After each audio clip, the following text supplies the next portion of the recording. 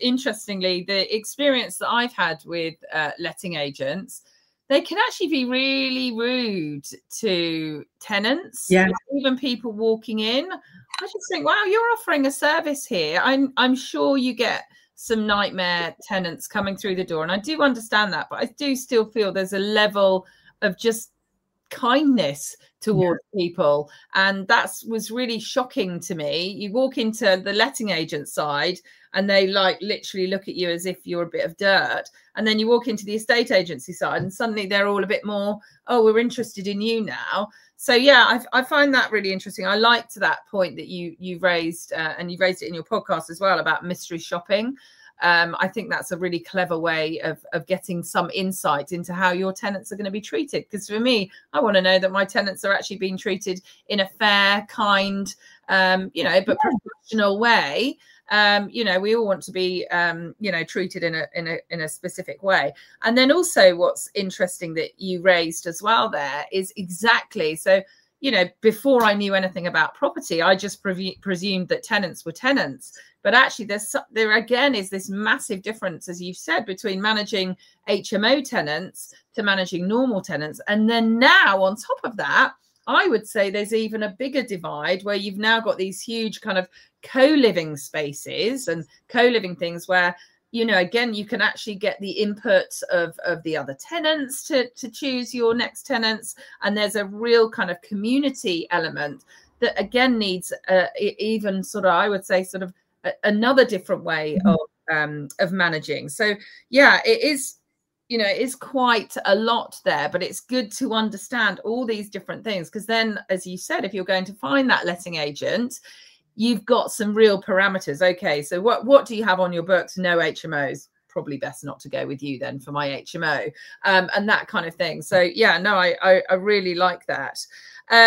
So okay, so we've sort of gone down this letting agent route, and so as far as you seem to be, once you've got your tenant in situ, you did talk about this, about sort of having a gut feeling and things like that, and it seems like they would be able to call you kind of go out of your way. Do you think that's something that, or that might be a bit fearful for some people? They don't call me. I set up WhatsApp groups.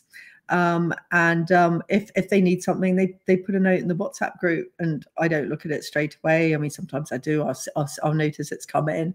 I've never had a tenant call me, and if someone's messaged me late at night, it's not been an emergency. And there are some platforms you can use where tenants can log repairs, but often they don't like doing that, and they prefer to contact the letting agent or the landlord direct. And they're just nice, my tenants. And I kind of think, well, how would I feel if I was living next to them? Are they going to be good neighbors? Because I think if they're good, decent people, and it's nothing to do with what job they have or whether they're on benefits or anything like that, are they good, decent, honorable people who are going to look after the property? And that's what I'm looking for. I want somebody who's going to stay there for a long time, and that they're just going to tell me when something's wrong. I don't mind pets. Half of my tenants have pets, have a dog, and that doesn't bother me. And it makes it makes the property really easy to let if you allow pets. And so the ones that are moving out at the end of June, they've got a dog, and there's a little bit of damage, but it's pretty minor. It's just wear and tear. And so I'm going to make sure that it's all nice for the next tenants. And it's just nice. I like having families. They tend to stay a long time.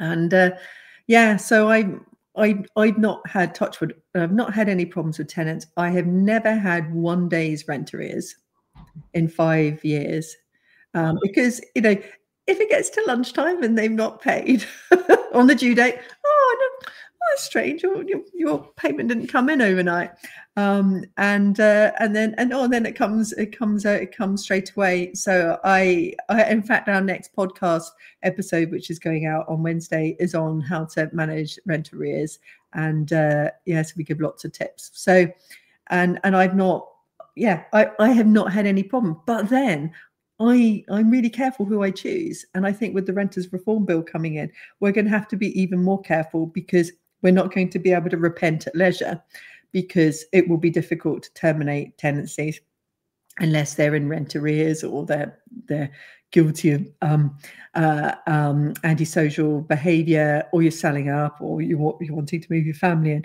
There are going to be very few reasons that you can terminate, and so we need to make sure we make the choice right. So it's a bit more like marriage rather than dating.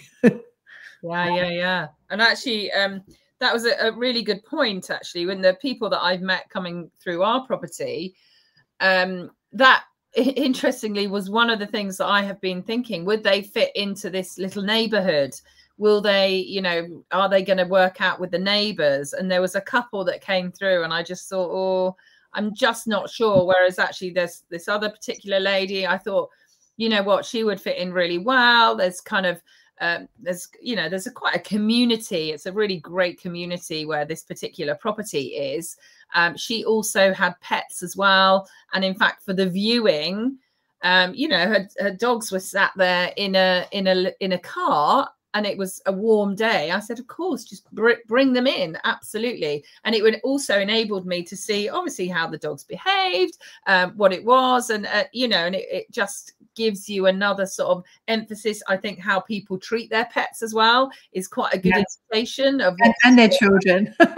Yeah. So it was actually, I didn't do it intentionally, but I think I would in the future. Of course, I just said, look, bring the dogs in. Of course, there's a garden. We can walk straight through the house if you feel comfortable.